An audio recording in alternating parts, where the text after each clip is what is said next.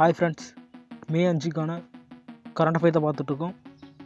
அதாவது first current அஃபேரான Singapore தேர்தலில் வெற்றி பெற்ற பிஏமி என்ற கட்சி தான் தொடர்ந்து 14வது முறையாக வெற்றி பெற்றிருக்கு. இது ஒரு மக்கள் செயல் கட்சியாக கருதப்படுகிறது. இந்த கட்சியோட பிரதமர் பேர் வந்து என்னென்னா லாரன்ஸ் ஓங்குகி. இவர் தான் வந்து தொடர்ந்து 14வது வெற்றியை கண்ட பிரதமராக நம்ம பார்த்துட்ருக்கோம். இவர் வந்து அடுத்தது வந்து 2வது கரண்ட் அஃபேர் வந்து மரபணு செய்யப்பட்ட நெல் ரகங்கள் வந்து அறிமுகம் செய்யப்படும். அது ஒரு பேர் வந்து என்னென்னா ஃபஸ்ட்டு DR-R-100 கமலா என்ற நெல்லும், பூசா டி எஸ்டி ரைஸ் அதுவும் வந்து அமல்படுத்தியிருக்காங்க.